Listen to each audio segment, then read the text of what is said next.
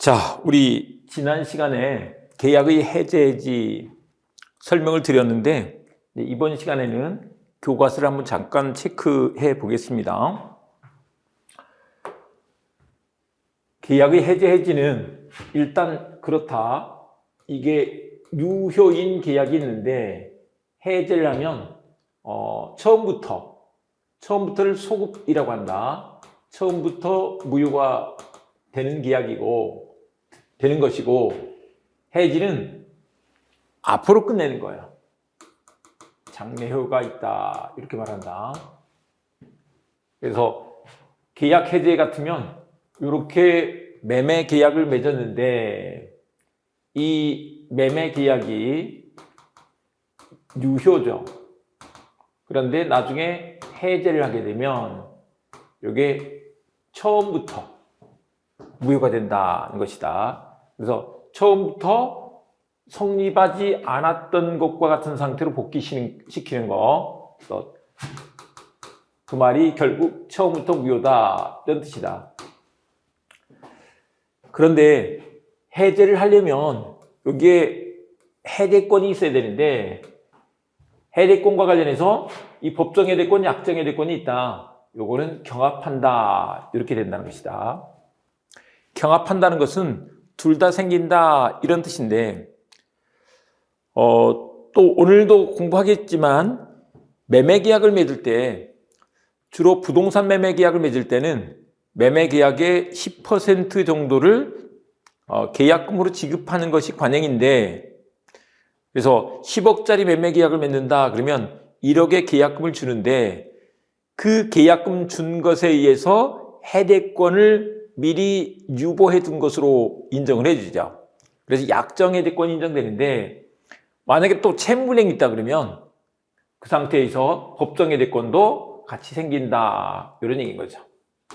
그래서 약정 해대권의 유보 또는 위약권에 관한 특약 등의 유무 등은 채무불이행으로 인한 법정 해대권의 성립에 아무런 영향을 미칠 수 없다. 그래서 약정 해대권이 있어도 법정 해대권은 또 생긴다 라고 이렇게 한다는 것이다. 그런데 이 해대권은 성질이 기본적으로 형성권이다 이렇게 되죠. 이게 형성권이 되는 게 일방적 의사표시로, 이게 유효이던 계약이 처음부터 무효로 돼버리잖아요. 이렇게 형성돼 버려.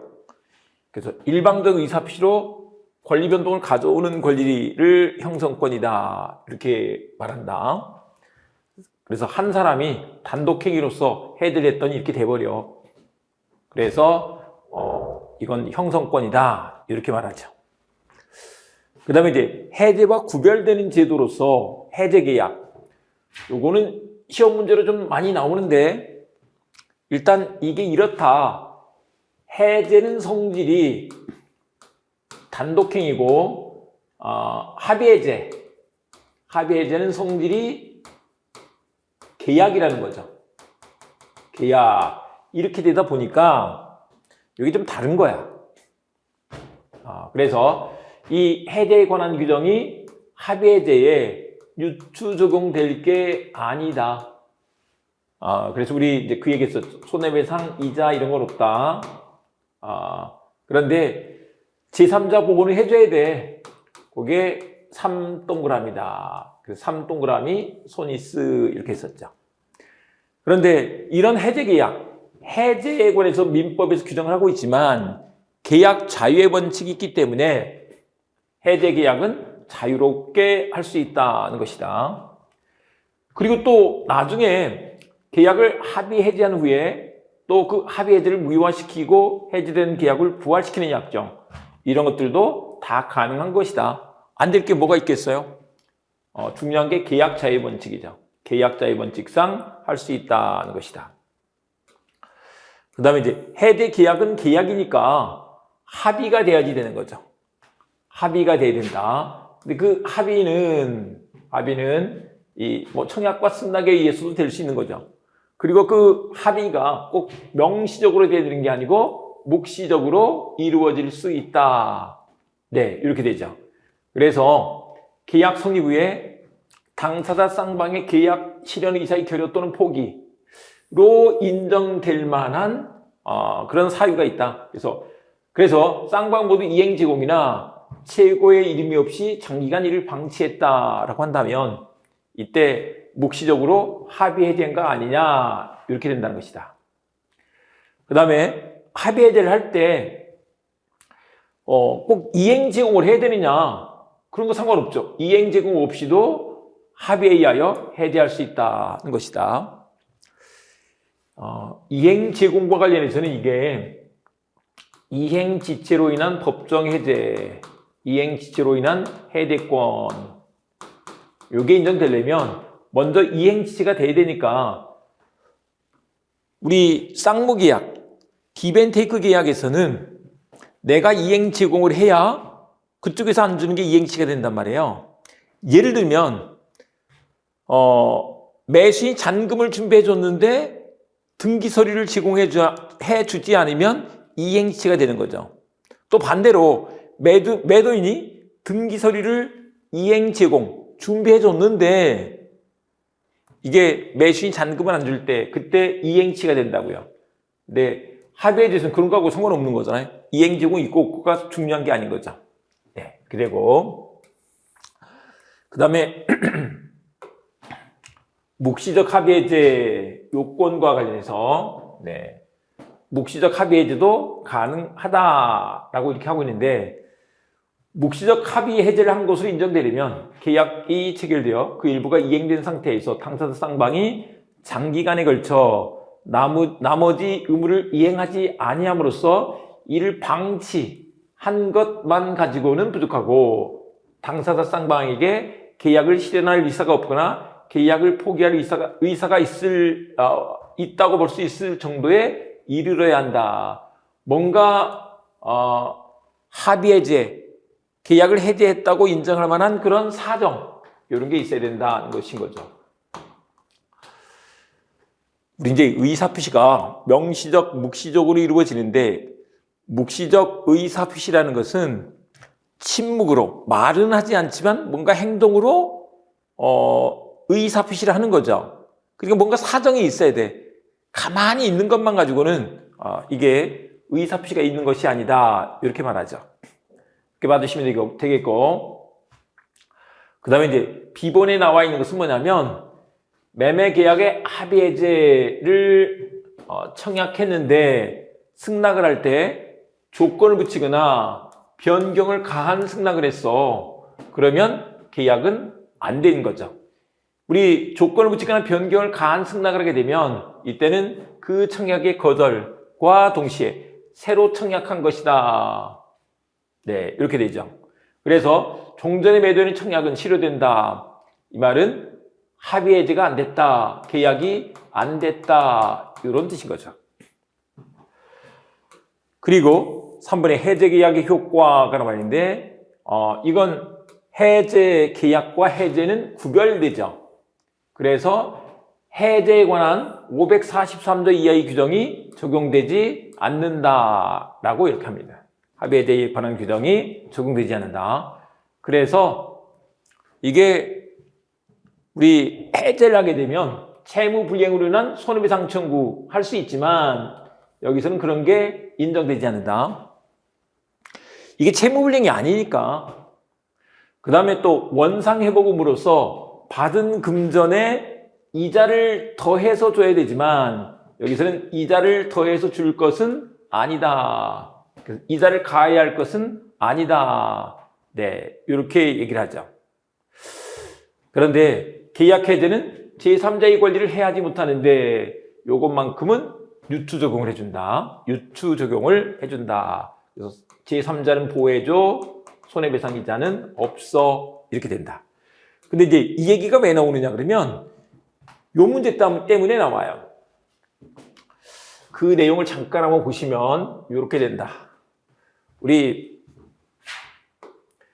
매도인 갑과 매수인 을 사이에 부동산 X 매매 계약을 맺고 등기까지 넘겨줬는데 요게 매매 계약이 이게 이렇게 됐다고 보자고요. 계약이 무효가 돼 버렸어. 또는 취소가 돼버렸어. 취소가 되면 처음부터 무효가 돼요.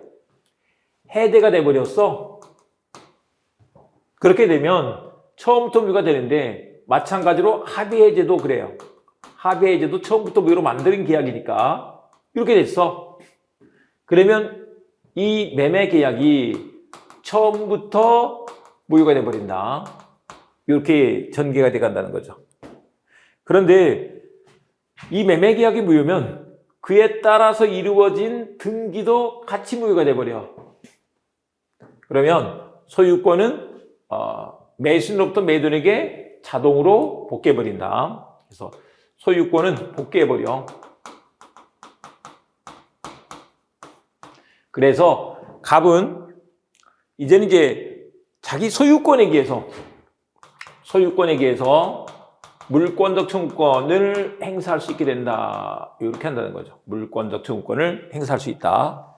이 물권적 청구권이 이제 등기 말소하고 돌려주세요라고 하는 거죠.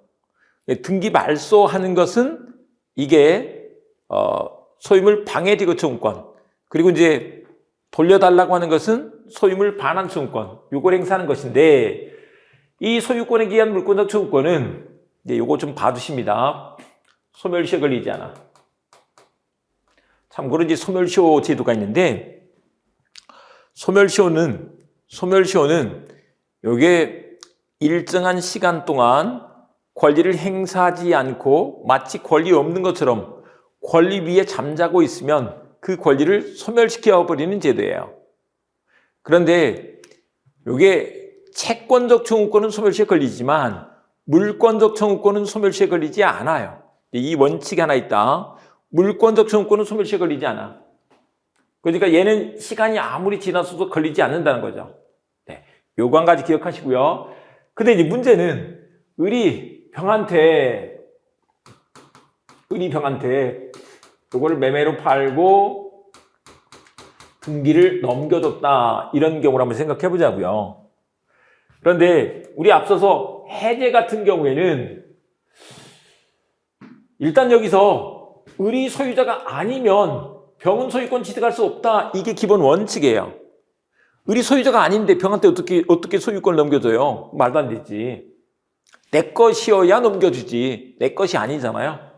그래서 안 되는 건데 이때 제3자 보호 규정이 있죠. 그래서 제3자 보호 규정에 의해서 보호를 해준다. 그 얘기입니다. 제3자 보호 규정에 의해서 제3자를 보호해줘. 이때 이 제3자는 부동산 물권과 관련해서는 이렇게 등기를 한 사람이 해야 돼. 동산 같으면 인도, 그래서 등기 인도 등으로 완전한 권리를 취득한 자, 물권적인 권리, 대항력을 갖춘 사람을 보호해준다는 거예요. 그냥 채권적인 권리만 가지고 있는 사람, 이런 사람들은 보호해주는 게 아니죠. 그렇게 보호를 해줄 건데, 요게 합의에 대해서도 마찬가지로 요것만큼은 유추 적용을 해주자, 요 얘기인 것입니다. 합의에 대해서도 요거는 유추 적용을 해서 보호를 해주자, 이렇게 말한다. 근데 이렇게 하지 않으면 이제 문제가 생겨요. 어떤 문제가 생기느냐? 예를 들면 의리병한테 이걸 X를 팔고 전매하고 등기까지 해서 소유권을 취득했는데 값이 막 오르네요. 값이 막 오르니까 요거를 우리 의리 갑을 찾아가서 야, 지금 병이 너무 돈을 많이 벌었는데 우리 합의해제하면 이게 이 계약을 합의해 버리면 소유권이 갑에게 돌아가 버리니까, 처음부터 돌아가 버리니까 내가 소유자가 아니었던 것으로 되고 병도 소유권 취득할 수 없으니 그걸 다른 사람한테 팔아서 우리 나눠 먹자, 이런 장난을 칠 수 있는 문제가 생기는 거잖아요. 그래서 제3자 보호 규정, 요건 꼭 필요한 거지. 그래서 제3자는 보호해준다, 이런 얘기입니다. 2월이에요. 참고로 우리 이제 나중에 가시면 또 무효취소, 민법 총칙에서 공부하실 때 무효취소 문제도 나와요. 근데 무효취소가 됐을 때 이게 의리 소유자가 아니면 병이 소유권 취득할 수 없다. 이게 기본 원칙이에요. 기본 원칙인데 어떤 경우는 선의 제3자에게 대응하지 못한다, 이렇게 돼 있어서 선의 제3자를 보호해 줄 때가 있죠. 그때는 보호가 돼요. 근데 그런 규정이 없으면 보호가 안 되는 것이다. 이 원칙 하나 잘 알아두자. 네, 요거 합니다. 을이 소유자여야 병이 소유권 취득할 수 있어. 근데 아니야. 그러면 병이 소유권을 취득할 수 없다. 기본 원칙. 근데 그러면 난리 나겠으니까 제3자 보호 규정을 이 해제에서는 규정을 두고 있다. 근데 합의 해제는 이런 게 없으니 우리 이제 법에서 아예 준용을 하면 준해서 적용을 하면 되잖아요. 근데 그런 게 없어. 그러면 같은 종류일 때 같은 추론을 해줘. 그래서 합의에 대해서 유추 적용을 해준다. 이렇게 얘기를 하는 것인 거죠. 이렇게 받으시고 그래서 보시면 합의 해제를 하게 되면 매도인이 원상회복 청구권을 갖게 되는데 이것은 소유권에 기한 물권적 청구권이다. 이렇게 말한다. 참 법률 용어와 관련해서는 사실 물권적 청구권은 이게 물권법에서 나오는 얘기인데 다만 이게 우리 입문 강의에서 제가 설명을 좀 해놨습니다. 해놨어. 그래서 민법 입문 교재를 참고해 주시면 좋겠고 다만 근데 물권법에서 나오는 얘기지만 이렇게 우리가 공부하는 채권법 그리고 또 나중에 민법 총칙에서 또 나올 거란 말이에요. 그러니까 모르면 안 되는 거죠. 소유권의 기한 물권적 청구권이다. 기초한 물권적 청구권이다. 근데 이것은 소멸시 안 걸려까지 정리가 되어 있고요. 그런데 계약 해지가 됐을 때 제3자의 권리를 해할 수 없으나 그래서 제3자의 권리를 보호해 주는데 합의 해제에 있어서도 마찬가지로 그렇게 하는 것이 맞다. 다만 그때 그 제3자는 완전한 권리를 취득한 자를 말하고 그렇지 않은 사람은 안 돼. 근데 완전한 권리를 취득한 사람은 누구냐? 부동산 같으면 등기, 동산 같으면 인도까지 받은 사람이 된다. 근데 그렇지 못한 자는 보호받는 제3자가 아니야. 이렇게 말한다. 자, 이렇게 해두시고 그 다음에 이제 해제 조건과 실권 약관이라는 게 있는데 요거는 좀 용어 정도만 알고 가는 차원에서 말씀드립니다. 우리 시험에서 나오지는 않았는데 앞으로 좀 더 확대되면 나올 수도 있기 때문에 말씀드리자면 일단 제목으로 실권 약관이죠. 권리를 잃는다. 약관을 붙여둔 거야. 뭐냐면 만약에 매매 계약을 맺으면서 매도인이 매수인한테 당신 중도금 날짜 어기면 당신 매수인으로서 갖는 권리를 잃습니다. 그리고 내가 받은 계약금은 그냥 내가 가집니다. 하는 거예요. 이런 게 권리를 잃어버리는 약관인 거죠. 실권 약관. 또 한편 이럴 수도 있어요. 잔금 날짜 안 지키면 그렇게 할 수 있어요. 이렇게 뭔가 붙일 수가 있어. 그것을 실권 약관이라고 하는데 그게 또 한편 해제 조건이 된다 그래요. 해제 조건은 해제는 없애는 거예요. 근데 이제 조건인데 조건은 사실 될지 안 될지 몰라. 이런 걸 조건이라고 한다. 근데 그 날짜에 그러니까 중도금 날짜에 또는 잔금 날짜에 줄지 안 줄지는 불확실하죠. 그런 것을 조건이다 이렇게 말한다. 그런데 이제 이게 실권 약관이 되겠느냐인데 우리 중도금 같은 경우는 매수인이 먼저 줘야 되는 의무인 거예요. 그래서 만약에 그 날짜에 돈을 안 주면 그거 자체가 바로 이행치가 되기 때문에 그런 자동 해제되는 것으로 이렇게 했어도 상관없다는 거죠. 그래서 이렇게 되는 게 맞는데 다만 잔금과 관련해서는 잔대금은 잔대금 지급 의무와 소유권 이전 등기 의무가 동시이행 관계잖아요. 동시이행 관계에 있는데 만약에 당신 잔대금 날짜 안 지키면 바로 당신 권리 잃습니다. 이렇게 약정을 해가지고는 만약에 근데 그러면 자기는 등기서류 제공하지 않고도 그렇게 할 수 있단 말이야? 그러면 안 되니까 이때 어떻게 되느냐? 등기서류를 이행 제공해서 이행식에 빠지게 해야만 그렇게 된다는 것인 거죠. 페널티를 줘야 되는 거니까 근데 그러려면 자기는 자기 할 일을 다 했어야 돼. 등기서류 제공했어야 된다. 그래서 이행시에 빠져야 그렇게 될 수 있는 것이다. 그렇지 않으면 그렇지 않다. 여기서도 제3자 보호 문제는 생겨요. 네, 이렇게 해두시고. 그 다음에 이제 취소와 관련해서 요거는 이제 우리 민법 총칙을 좀 공부하셔야 되는데, 일단 한번 들어두고 또 민법 총칙 가서 공부해 보겠습니다. 근데 시험 문제로는 많이 나오는 지문이기도 해요. 이게 어떤 사건이냐 그러면, 매수인이, 중도금 지급을 해야 되는데, 중도금을 안 줘요. 날짜에 안 주면 그거 자체가 이행지체가 돼서 이게 매도인이 계약을 해제한 거죠. 계약을 해제하면 계약이 처음부터 무효가 돼버리잖아요.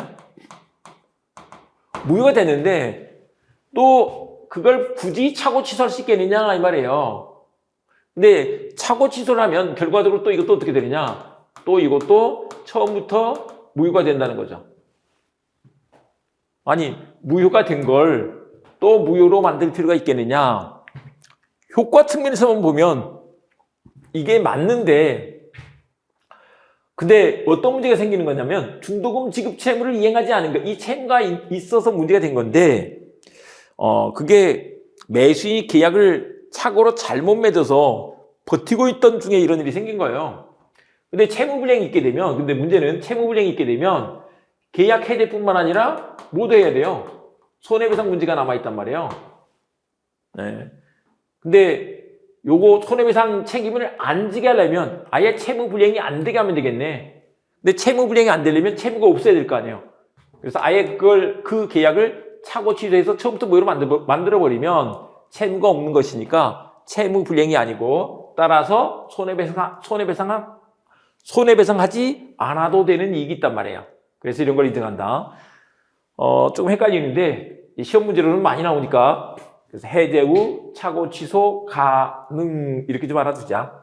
자, 요 정도 해주시고, 그 다음에 이제 법정해제가 나와 있는데, 법정해제와 관련해서 먼저 여기서 보실 것은, 우리 채무불이행이 있을 때 법정해제를 할 수 있다 이렇게 얘기를 했는데, 그게 주된 채무불이행이 있을 때 할 수 있는 것이고, 부수적 채무불이행 가지고는 계약 해제할 수 있는 것이 아니다. 그 얘기했습니다. 이건 배신이야 할 정도가 됐을 때 절교하는 거지. 친구하고 절교하는 거지. 약속 시간 5분 늦는다고 절교하는 거 아니다. 부수적 채무불이행만 가지고는 계약 해제할 것이 아니다. 이렇게 말한다. 그래서 여기서도 얘기했죠. 근데 부수적 채무불이행으로 인해서 채권자가 계약의 목적을 달성할 수 없는 경우, 또는 특별한 약정이 있는 경우, 그런 경우에는 또 가능하다 이렇게 말한다. 그 다음에 요걸 한번 봐볼 건데, 유동적 무효 상태에서 이게 해제 및 손해배상 청구를 할 수 있겠느냐인데, 채무불이행으로 인한 해제, 손해배상 청구, 이건 안 된다는 것이다. 그냥 논리적으로만 따지자면 유동적 무효는 무효이기 때문에 채무가 없는 거죠. 채무가 없기 때문에 채무불이행도 없는 거죠. 그래서 계약 해제, 손해배상 청구 이게 인정되지 않는다. 요거는 이제 우리가 민법 총칙에서 공부를 좀 하셔야 되는데, 이런 거요. 잠깐 말씀드리면, 우리 토지거래 허가구역 내에서, 이거는 이제 아직 관심이 없는 분들은 잘 모를 수도 있는데, 부동산 가격이 너무 급등하고 이럴 때 투기 우려 지역, 보통 서울 시내는 대부분 투기 우려 지역이었어요. 그래서 토지거래 허가를 받고 토지거래를 할 수 있도록 이렇게 규정을 해놨었죠. 지금은 이제 부동산 시세가, 지금 현재 시점으로는 부동산 시세가 좋지 않기 때문에 토지거래 허가를 받을 필요는 없어. 그런데 그때는 그랬다고요. 그런데 일단 토지거래 허가 구역 내에서 토지거래를 했을 때 허가를 받기 전까지는 유동적 무효 상태라는 거예요. 유동적 무효 상태다. 그러다가 나중에 허가를 받으면 처음부터 유효로 바뀌어요. 근데 이제 이런 상태에서 예를 들면 우리 아직 허가를 받지 않았는데 중도금 날짜가 됐다라고 생각을 해보자고요. 근데 토지거래 허가를 받아야 나중에 거래가 유효로 바뀌어서 뭐 다음 단계로 나갈 거 아니에요. 허가를 못 받아서 안 주는 걸 가지고 계약 해지할 수 있겠느냐 이 말이에요. 근데 지금 우린 논리적으로 따지지 말고요. 말도 안 되는 거죠. 그래서 이런 건 안 된다. 근데 논리적으로는 어쨌거나 무효니까 채무가 없어. 그렇기 때문에 채무 불이행을 전제로 한 계약 해지 손해배상 청구 이런 건 안 된다. 이렇게 말한다. 자, 이제 채무 불이행 중에서 이행지체일 때 계약 해제권 문제가 생기는데 이행지체는 일단 이렇게 보자. 네, 이행지체는 이행이 가능한 상태잖아요. 가능한 상태이기 때문에 날짜를 안 지켰다고 해서 바로 계약 해제 이렇게 할 게 아니고 이게 상당한 기간을 정해서 이행을 최고하고 최고가 독촉이다라고 했습니다. 최고는 독촉하는 건데 이 독촉을 하는 것의 성질이 의사의 통지라고 의사의 통지로서 준법률행이다 이렇게 말을 합니다. 그런데 최고를 했는데 이행하지 않을 때 그럼에도 안 줘. 그럴 때 계약을 해제할 수 있다. 해제할 수 있다는 얘기는 일단 해제권이 생겼다. 그리고 해제하고 안 하고는 이제 해제권자의 자유인 거죠. 그런데 최고가 필요 없는 경우도 있다. 그게 언제냐? 채무자가 미리 이행하지 아니할 의사를 표시한 경우 요게 소위 말하는 이행거절이 되죠. 이행거절일 때는 이렇게 된다. 또 한 가지가 뭐냐면 정갱이죠. 정갱이에서도 마찬가지로 최고가 필요 없어. 정갱이 예들 얘기했습니다. 부패, 예복, 화한 같은 경우는 그 날짜, 그 시간에 가야 의미가 있다고. 잔치 끝난 뒤에 부패 가는 거 의미가 없죠. 예복 가는 것도 의미가 없잖아요. 화한도 사람들이 모였을 때 가 있어야지. 끝난 뒤에 가는 건 쓰레기잖아요. 네, 그런 걸 정갱이다 이렇게 말한다. 정갱이 뜻이 이런 거예요. 계약의 성질 또는 당사자의 의사 표시에 의하여 일정한 시일 또는 일정한 기간 내에 이행하지 않으면 계약의 목적을 달성할 수 없을 경우 요건데 요게 부패, 예복, 화한 같은 것들을 생각해 보시면 된다. 근데 이제 이때는 이 최고하는 게 의미가 없죠. 갖고 와. 잔치 끝났는데 뭐하러 갖고 와. 최고하지 않고 계약을 해제할 수 있다. 근데 자동으로 해제된 것은 아니고 해제하려면 해제의사표시는 필요하다. 이렇게 말을 했었죠. 그 다음에 이게 이행지체로 인한 계약 해제가 되려면 일단 뭐여야 된다? 채무자의 귀책 사유에 의한 이행지체가 돼야지 되죠. 귀책 사유가 있어야 돼. 이렇게 얘기를 합니다. 그 다음에 이 판례에서 부동산 매수인 매매 목적물에 관한 채무를 인수하기로 약정하였으나 인수한 채무를 현실적으로 변제하지 않은 경우 매도인에게 계약 해제권이 발생하기 위한 요건. 근데 이게 매수인이 거기에 붙어있는 채무, 목적물에 관한 채무를 인수하기로 약정을 했어요. 그러면 이제 그걸 한마디로 이런 거죠. 매도인이 그 부동산을 담보로 대출을 받았는데 그거 갚지 않은 상태로 매수인한테 파는 거예요. 대신 그 빚은 네가 갚아 라고 이렇게 했다 이 말인 거예요. 그런데 그걸 이제 변제를 안 한 거야. 그랬을 때 매도인에게 어떤 계약 해제권이 어떨 때 생기는 거냐 이런 얘기인 것입니다. 근데 이제 일단 그 채무 인수한 거 성질은 이행인수다. 이행인수는 우리가 채권 총론 가셔서 좀 공부를 하셔야 돼요.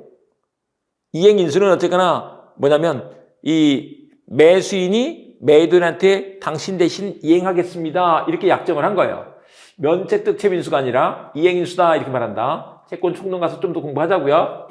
그런데 이럴 때 특별한 사정에 없는 한 매수인 매매대금에서 그 채무액을 공제한 나머지를 지급함으로써 잔금 지급 의무를 다하였다 할 것이다. 다하였다 할 것이다.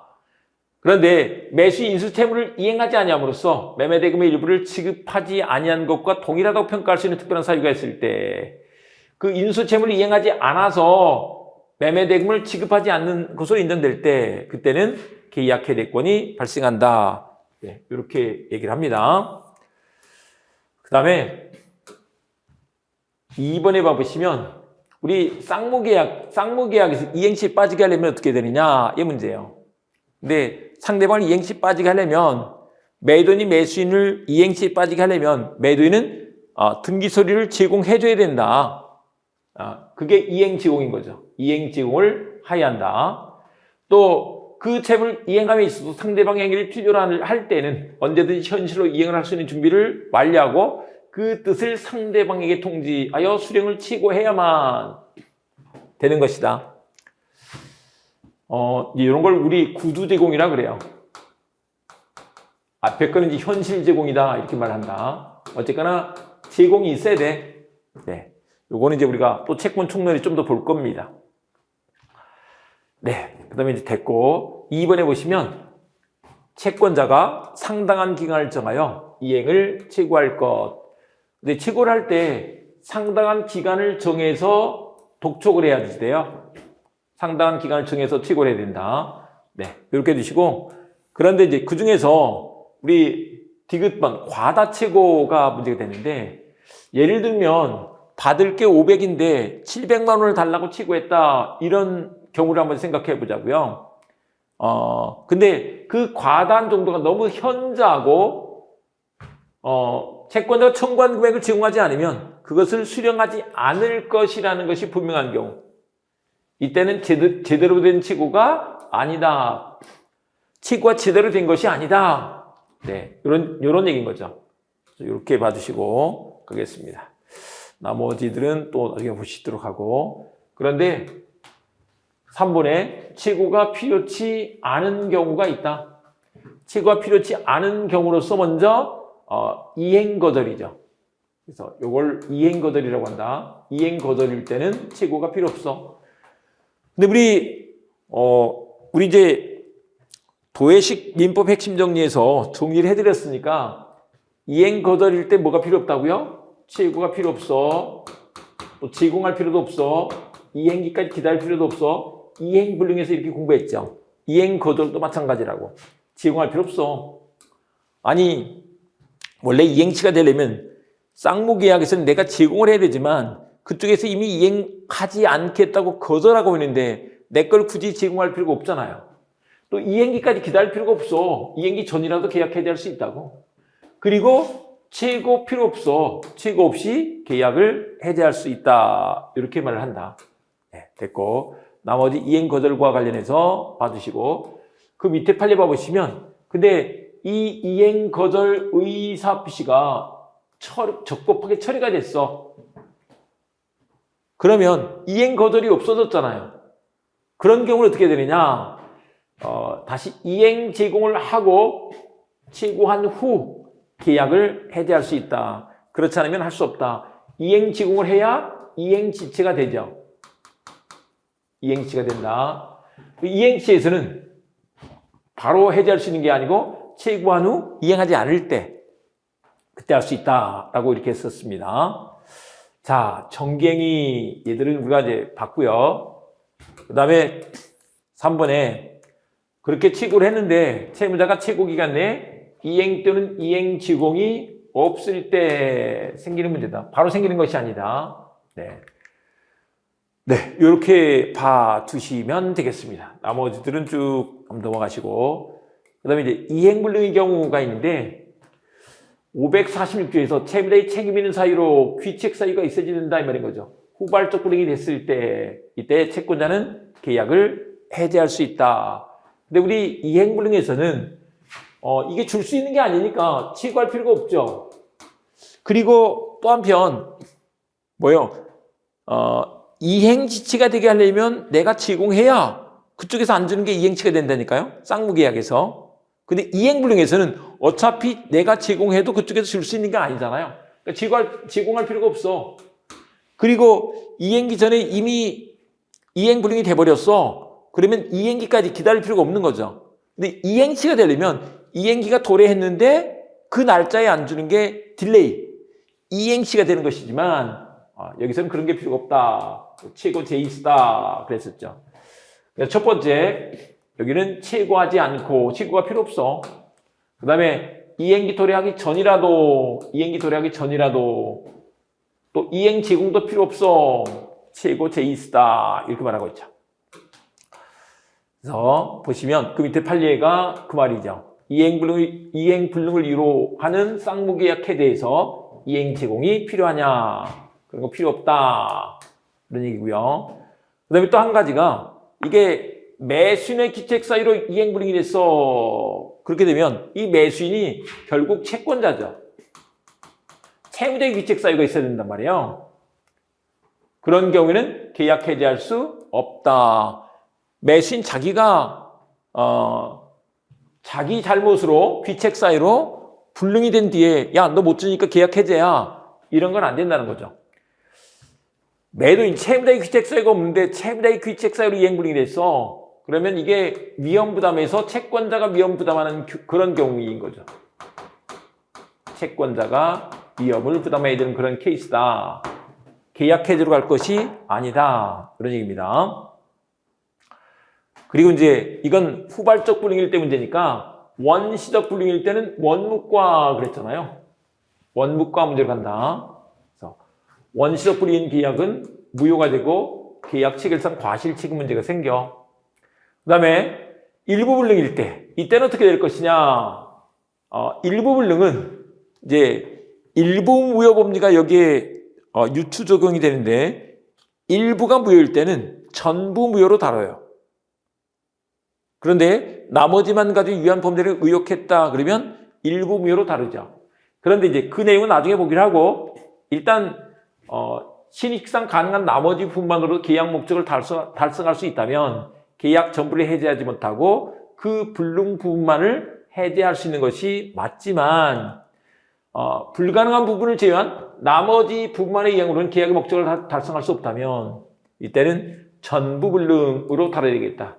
그러니까 불능 중에서 요게 불능인데 나머지는 어떻게 다룰 거냐? 근데 요게 진짜 나머지 부분만의 이행으로 아무 쓸데없네. 계약의 목적을 달성할 수 없네. 그러면 전부 불능으로 다루자. 그래서 이때는 전부 불능이 되니까 이때 전부배상을 청구할 수 있다. 계약 해제할 수 있다. 이렇게 된다는 거죠. 그래서 계약 해제하고 전부배상을 청구할 수 있다. 참고로 이행 지체일 때 하는 손해배상을 이제 여기서는 지연배상이다 이렇게 말한다. 보시면 손해배상이 있는데 손해배상은 이제 이행 지체일 때는 본래 채무를 이행하고 거기다가 늦은 거에 대한 손해배상을 하는 거예요. 그런 걸 지연배상이라고 이렇게 부른다. 그러니까 원래 채무를 이행한다. 근데 이제 이행 불능에서는 요게 본래 채무를 이행할 수가 없잖아요. 그래서 본래 채무 대신에 다른 손해배상을 해야 돼. 그런 것을 전보배상이라고 한다. 네. 예를 들면 X가 있는데 X 플러스 주면 지연배상, X 대신에 다른 손해배상을 해. 그러면 전보배상이라고 이렇게 부른다. 근데 이행불능의 효과로서 우리 이제 채무불행에서는 이게 손해배상 청구권, 계약해제권 요게 기본적으로 생기는데 이행불능에서는 그게 전보배상으로 바뀌니까 전보배상, 계약해제 그 외에 또 대상청구권이라는 게 생긴다. 나중에 또 공부할 거예요. 채권 충론 편에서 공부하시게 된다. 용어를 잠깐 설명드렸습니다. 그 다음에 이제 불완전이행. 불완전이행 같은 경우에 있어서는 이게, 완전이행이 가능하냐, 불가능하냐에 따라서 이게 완전이행이 가능할 땐 이행지체에 관한 규정을 유추해서 이행지체일 때는 빨리 이행해줘 라고 채굴을 하고 안 주면 비로소 계약 해제할 수 있다. 이렇게 했었죠. 근데 이제 완전이행이 불가능해. 그랬을 때는 이행불능에 관한 규정을 유추해서 취고 없이 곧 해제할 수 있다 이렇게 말한다. 그런데 이게 위임계약을 맺었는데 위임계약이라는 게 있어요. 근데 위임계약에서 일을 맡기는 사람을 위임인, 일을 맡은 사람을 수임인이라고 하는데 위임계약은 사무 처리를 위탁하는 거야. 뭔가 일을 처리하는 거야. 그런데 그 일이 제대로 안 된 거죠. 그랬을 때 아직도 수임인이 위임계약성의 채무를 이행하는 것이 가능하다면 이때는 이행지체에 준해서 상당한 기간을 정해서 최고하고 수입인이 그 기간 내에 이행하지 아니할 때 계약을 해지할 수 있다. 그래서 이거는 이행지체에 관한 규정을 유추해서 해결을 하더라 이 말인 것입니다. 그 다음에 채권자 지체에 의한 해대권 발생 문제가 있는데 이 채권자 지체에 의한 해대권 발생은 요게 좀 알아두셔야 될 게 과거부터 논의가 요건 이제 어떤 거냐면 채무자가 자기 할 일을 다 했는데 채권자가 수령 거절하거나 수령 불능이 돼서 이걸 안 받고 있는 상태, 못 받고 있는 상태를 채권자 지체라고 한다. 근데 이 채권자 지체가 채무불이행의 일종인가? 막 이런 논의가 있었던 거예요. 근데 채무불이행이다 그러면 법에서는 규정해 놓지 않았지만 우리 아까 채무불이행의 공통효과로서 손해배상 청구권, 계약해대권 이 얘기를 했잖아요. 그게 인정될 거야. 그런데 이거는 그런 게 아니야. 그래서 손해배상이나 계약해제를 주장할 수는 없다. 이게 법정책임설과 같이 법정 책임설은 법에서 규정해 놓은 것만, 법에서 규정해 놓은 효과만 인정해 준다 하는 게 법정 책임설이에요. 근데 법에는 이런 게 규정되어 있지 않거든요. 근데 채무불이행 책임설로 보자면 과거의 다수설인데 지금은 그렇지 않습니다. 과거의 다수설인데 그때는 이런 걸 인정하자 이렇게 했었다는 거죠.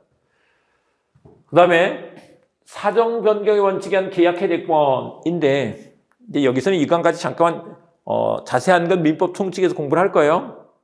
근데 이거는 뭐냐면 우리 계약을 체결한 기초가 된 사정인인데 그게 많이 바뀌면 도저히 그 계약을 유지할 수 없네? 그랬을 때 계약을 해지할 수 있다 하는 그런 규범인데 이런 사정 변경의 원칙에 의한 계약 해대권 이걸 인정할 것이냐 요 문제예요.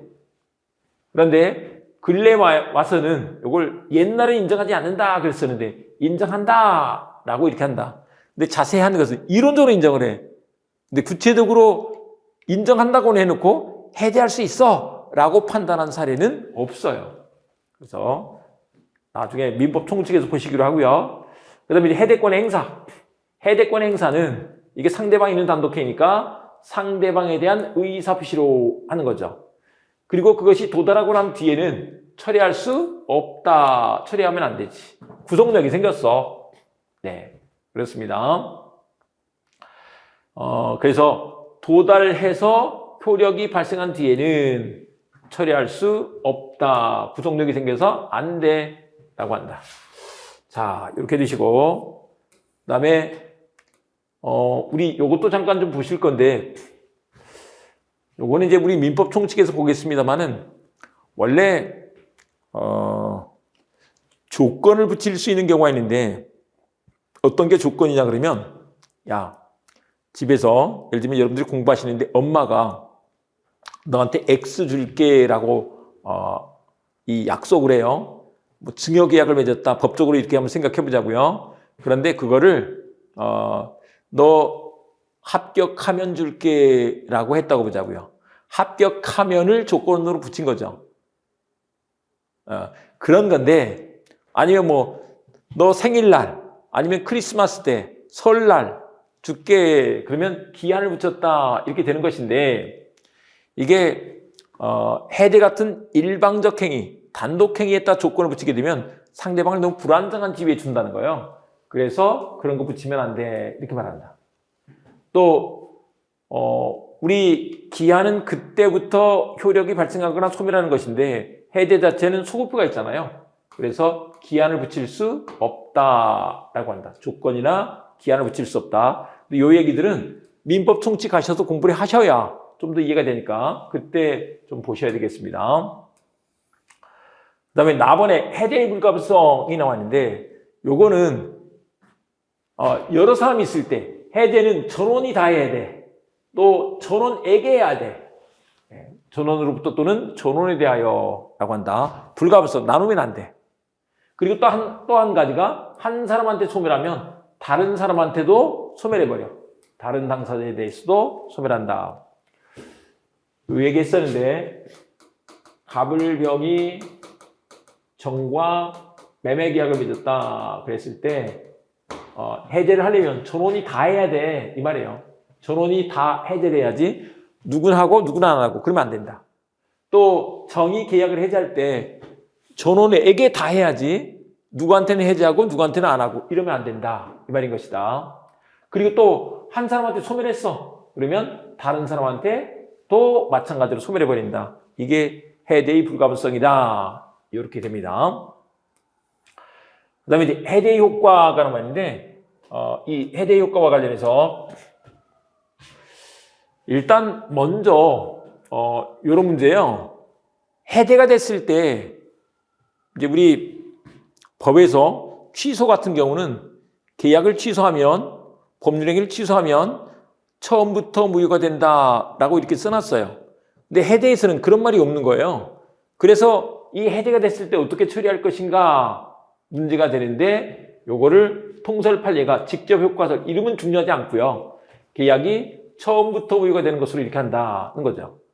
그러니까 이제 처음부터 무효가 되니까 받았던 것들 원상 회복해 줄 의무가 있는 거죠.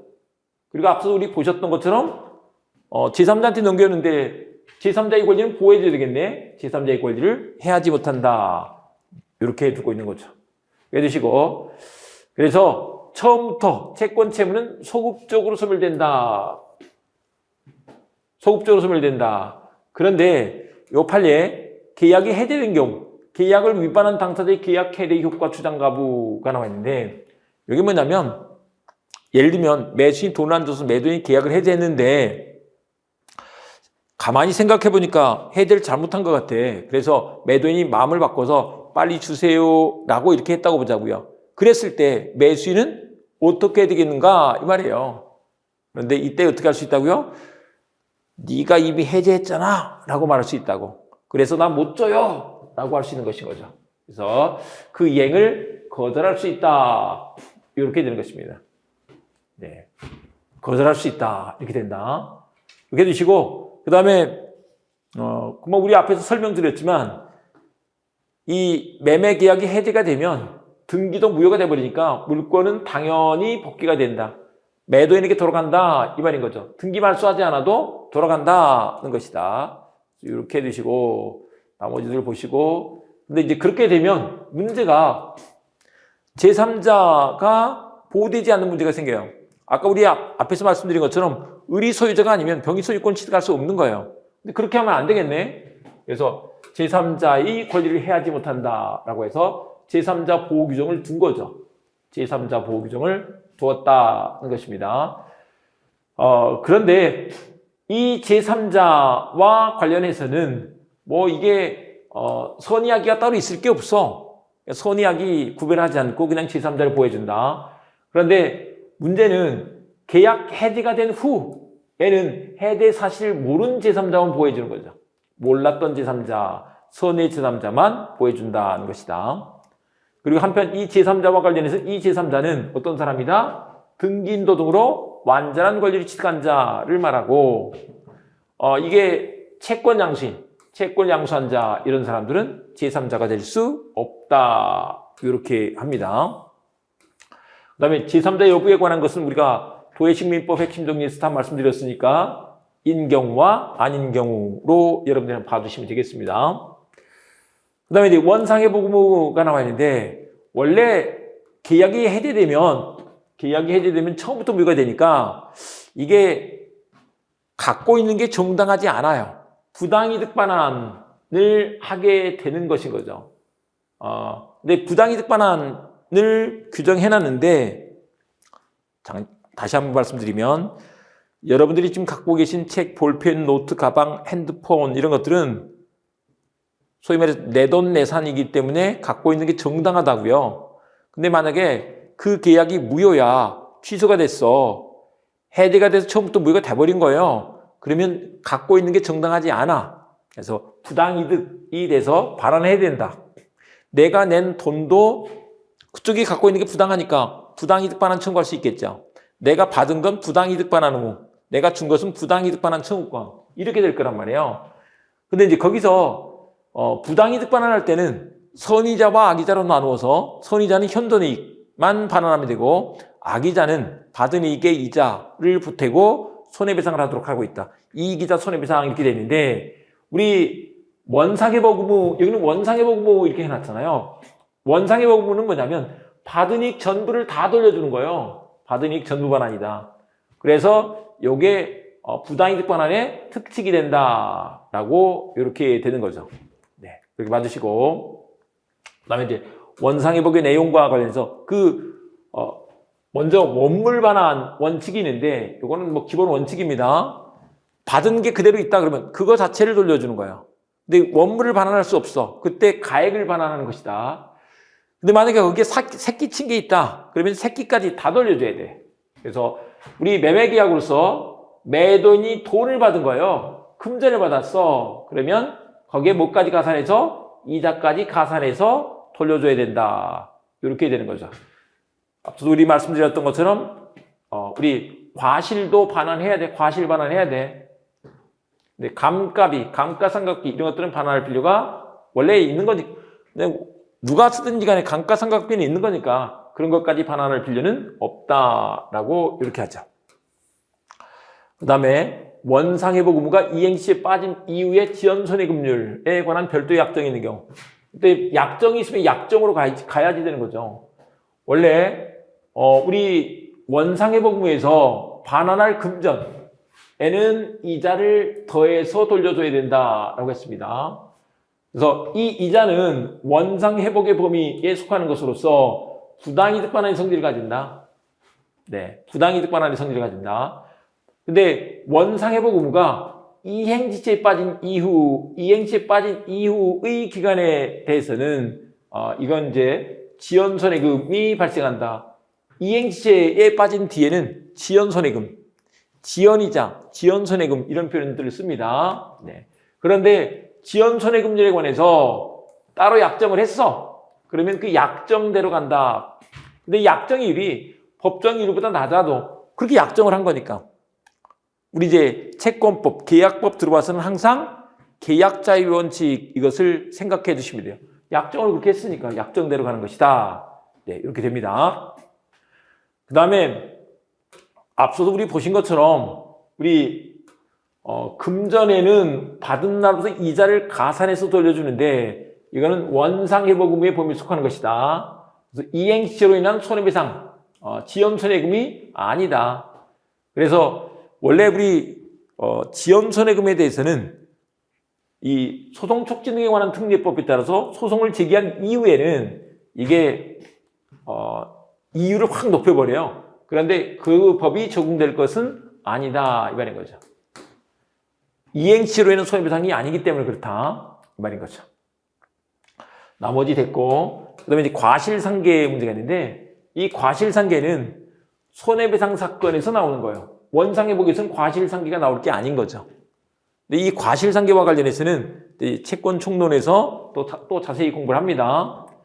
그다음에 소멸시효와 관련해서 소멸시효는 권리를 행사할 수 있는 때로부터 생기는 건데 진행이 되는 건데 이게 해제를 했을 때 원상회복 청구권이 발생해서 행사할 수 있는 것이기 때문에 그때부터 진행한다는 것이다. 그 다음에 이제 손해배상 의무가 나와 있는데 이 손해배상 의무는 551조 조문 한번 봐보시면 채무불이행이 있어서 이런 뜻이에요. 계약의 해지 또는 해제는 손해배상 청구에 영향을 미치지 아니한다. 해지는 해제고 손해배상 청구는 손해배상 청구다. 별개다. 이런 뜻이잖아요. 그런데 채무불이행이 있을 때 손해배상 청구권과 계약 해제권이 생기는데 우리 계약 해제하더라도 손해가 있으면 손해배상 청구는 별도로 할 수 있는 거야. 이런 뜻이에요. 그렇기 때문에 여기서도 채무불이행을 전제로 해서 하는 배상은 기본적으로 이행이익 배상이다. 우리가 이제 앞에서 계약체결상 과실책임에서 공부를 했는데 계약이 원시적 불능으로서 무효일 때 계약체결상 과실책임이 생기는데 그때 손해배상은 이제 계약이 유효라고 믿고 뭔가 금융비용, 조사비용을 썼단 말이에요. 그게 손해로 돌아오는 거죠. 그런 걸 실내이익의 손해를 배상한다. 실내이익 배상 이렇게 말하는 거죠. 그런데 계약이 유효일 때는 그 채무를 이행해야 되는데 이행이 되지 않았기 때문에 만약에 그 부동산을 사서 전매 차익 같은 걸 누릴 수가 있는데 그걸 누리지 못했기 때문에 생기는 손해를 배상하는 거예요. 그런 걸 이행이익 배상이라고 한다. 그런데 이행익 배상을 구하는 것이 원칙이지만 실내익의 배상을 구하더라도 뭐 말리지는 않겠다 이렇게 말한다. 다만 실내익 배상은 언제나 이행익의 범위를 초과할 수 없다 그래서 이행익 한도에서만 하는 거예요. 그렇게 두시고 그 다음에 이제 요것도 우리 채권 총론에서 공부를 좀 하셔야 되는데 이행불능이 돼서 손해배상을 할 때 일단 이행불능 당시의 목적물이 시가상당액을 기준으로 손해배상을 한다. 이렇게 된다는 거죠.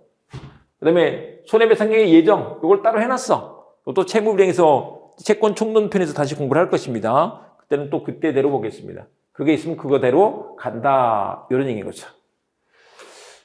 요 밑에 판례가 계약해제했을 때 이행익배상을 원칙으로 하지만 이게 실내익의 배상을 구할 수도 있다라고 이렇게 말한다. 근데 실내익 배상을 구할 수 있는데 그때는 뭐라고요? 이행익의 범위를 초과할 수 없다라고 이렇게 얘기를 하죠.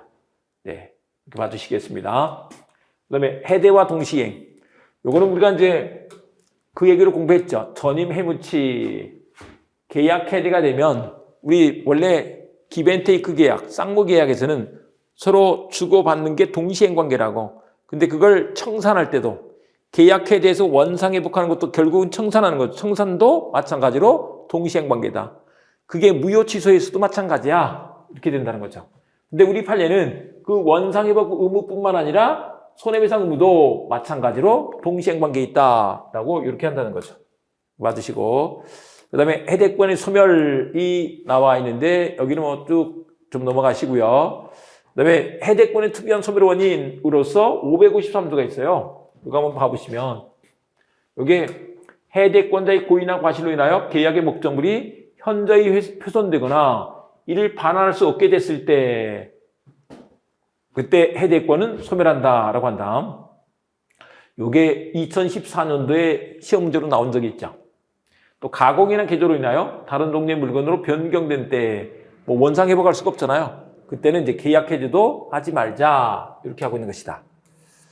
그다음에 약정 해제, 약정 해제와 관련해서 우리 약정 해제권은 이런 경우에 생긴다고 했었죠. 따로 계약을 해주는 거예요.